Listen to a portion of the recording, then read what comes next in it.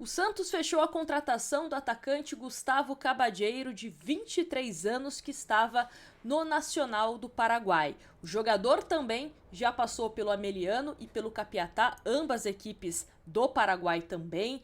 Tem passagem pela seleção olímpica do seu país e vive um período de ascensão na sua carreira. Vamos trazer aqui os números, as características e, claro, discutir como o Santos pode aproveitar do jogador. Vai ser titular no lugar de Guilherme ou de Barreal, visto que ele pode ser um ponta pela esquerda, um ponta pela direita? Vai ser aquele 12º jogador? O Santos acerta em contratá-lo? Ou seria melhor apostar em jogadores da base? Vamos discutir tudo isso, quero a sua opinião aqui nos comentários e também confere se você está inscrito no canal, que é sempre muito importante. Vamos começar então trazendo alguns números do jogador para a gente entender também essa ascensão que ele teve na sua carreira de 2024 até o momento em alguns quesitos, tanto de participação em gols, como também em ser um jogador que atue mais vezes e também uma peça de titular.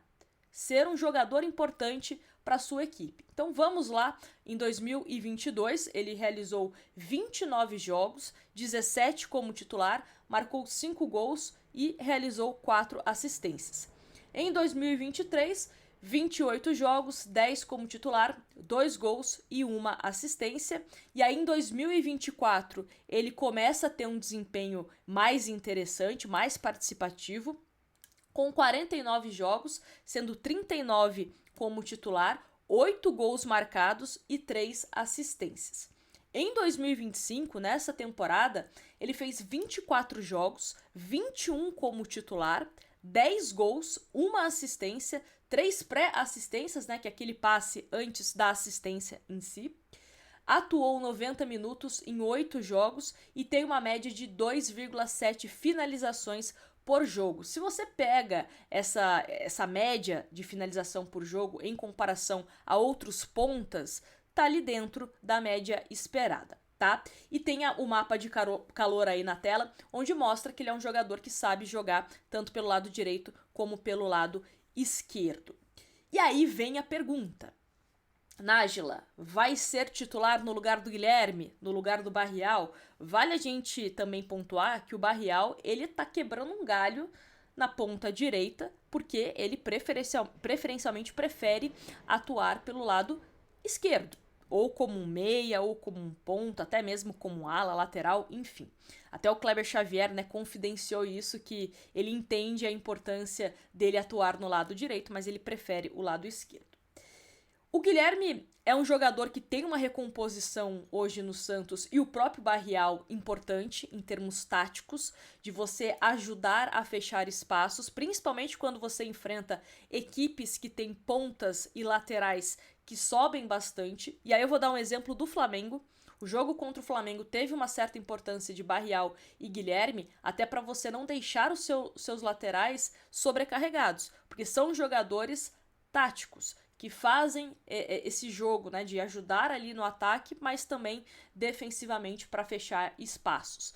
Então é uma questão que é meio que um calcanhar de Aquiles no Cabadeiro, tá? Não é esse jogador tático que ajuda nessa recomposição como o Guilherme, principalmente o Guilherme, e também como o Barreal.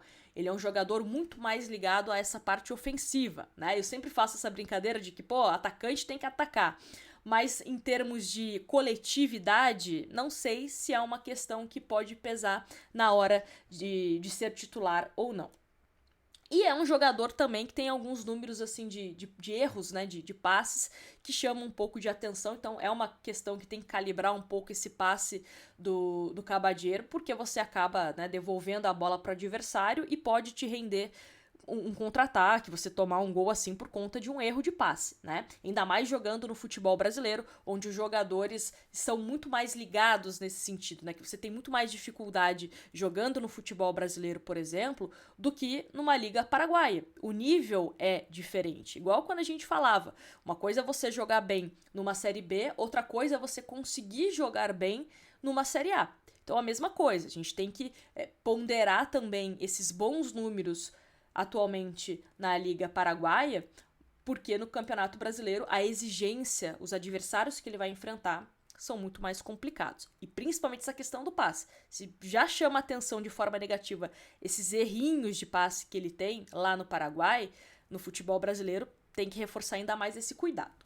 Só que também tem questões positivas do jogador, né? É um atleta que ele tem muita velocidade. Então, se você coloca alguns lances do Cabageiro, ele tem uma explosão muito grande. E quando ele pega a bola e vai em direção ao gol, né, com essa velocidade, é muito difícil do defensor acompanhar.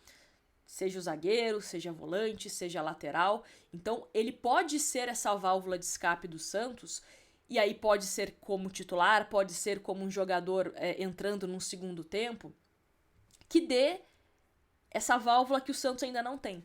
Eu falei bastante sobre isso no jogo contra o Mirassol, que era um Santos que não tinha velocidade, não conseguia jogar em transição porque tinha um time mais lento, um time mais pesado. Então falta um jogador com essa característica. Inclusive, uma das questões que o Santos mais gostou ao analisar o Cabageiro é que tem essa característica de velocidade. Não tô comparando jogadores, tá? Deixando bem claro aqui. Mas o Soteldo era mais ou menos esse escape do Santos.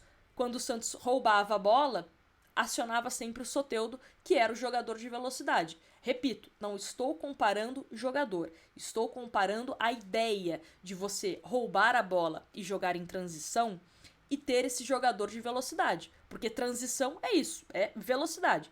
Se você não tem velocidade, você não tem transição. Então essa é a ideia do Santos, né? Uma das características que mais agradaram o Santos. É um jogador também que tem um domínio e ele tem um raciocínio rápido. Se você percebe os lances do Cabageiro, ele domina e já toma uma ação, seja tentar um passe, tentar uma assistência, tentar uma finalização. E essa questão da finalização vem melhorando nos últimos anos. Era um jogador que não tinha tantos gols e também não tinha tantas finalizações, tá? Certas e erradas, não tinha de modo geral, né? Até comparando o Soteldo agora, que a gente falava, né? Pô, o Soteldo não chuta pro gol. Era mais ou menos o Cabageiro isso há uns anos atrás. Mas agora, a partir de 2024, ele melhorou essa média de finalizações e vem fazendo até mais gols com isso. É um jogador que chuta com a direita, chuta com a esquerda, sabe cruzar com a direita, sabe cruzar com a esquerda, então ele sabe se virar bem com as duas pernas, tá? Sendo a dominante ou não sendo a perna dominante dele. E aí, você me perguntar, Nájila, você acredita que pro jogo pro Inter talvez ele não fique no bid, né? Daqui a pouco a gente até vai falar sobre o último jogo do Cabageiro, mas Nájila, ele ficando no bid, ficando à disposição do Kleber Xavier, seria titular? Eu acho que não, tá? Acho que inicialmente ele começa como reserva, uma opção no banco de reservas, e vai tentar ganhar essa posição nos treinamentos, tentar ganhar essa posição quando entrar. Imagino que inicialmente Guilherme e Barrial vão ser mantidos como titulares do time do Santos. Tem também Robinho Júnior, que vem ganhando espaço no time principal. Tem Matheus Xavier também, que é um jogador que quando entrou gostei. Então, assim, alguns nomes que o Cabageiro vai ter que brigar para tentar ser primeiro titular e também uma presença, né, frequente no time do Santos em segundo tempo, enfim. Mas eu vejo como uma aposta. Aposta no sentido de idade, é um jogador jovem, vai fazer 24 anos agora em setembro, mas também uma aposta no sentido de sai de um país onde ele estava numa ascensão, e isso é notório, tá? Se você perguntar para qualquer jornalista do Paraguai, qualquer pessoa que acompanha o futebol paraguaio, vai falar que ele está nesse momento de ascensão. O Libertad, que é um clube grande lá do Paraguai, tentou a contratação dele, só que ele mesmo disse, né, numa entrevista que ele estava no aeroporto, prestes a embarcar aqui para o Brasil, ele fala que ele tinha a prioridade, e o Nacional também, de uma transferência para fora. E acabou que essa transferência aconteceu sendo o Santos. Então, o Libertad, um clube local e né, um dos mais fortes lá do Paraguai também, estava interessado nele. O Vitória de Guimarães de Portugal estava interessado, o Paris FC da França também estava interessado, o Vasco chegou a fazer uma proposta de empréstimo com valor de compra fixado. O Vitória fez sondagem, o Vitória não chegou a fazer proposta. Então, assim, esses são alguns clubes que a gente sabe que chegaram a procurar informação sobre o jogador e até mesmo tentar fazer proposta. E o Santos consegue vencer essa concorrência, principalmente pelo efeito Neymar, né? Ele é bastante fã do jogador e gostaria de poder jogar ao lado do Neymar. Mas, como eu disse, uma coisa é essa ascensão no Paraguai, outra coisa é essa ascensão no futebol brasileiro, né? Ele conseguir manter isso. É um Santos que acaba optando por uma opção não tão cara, né? Como eu disse, a gente não tem valores, mas a gente meio que conversando com algumas pessoas tem informação de que não é nenhum valor assim muito alto, como Roleiser, como Tassiano, como Sousa também, né? Que era um nome que foi pro Palmeiras e estava no Nottingham Forest, que o próprio presidente Marcelo Teixeira falou isso no Domingo Esportivo, que era um nome que o Santos, né, se interessou, mas por conta das altas cifras acabou não conseguindo, ele acaba indo pro Palmeiras. Então, é mais ou menos a realidade financeira do Santos, né? Um jogador que vem com um salário baixo, né, a gente pode dizer assim, e que vai parcelar o pagamento até 2028 e não deve ser uma cifra tão alta. Agora, se a gente tentar ser positivo aqui, legal, o cara veio, jogou bastante bola aqui no Santos, pode se firmar como titular, enfim.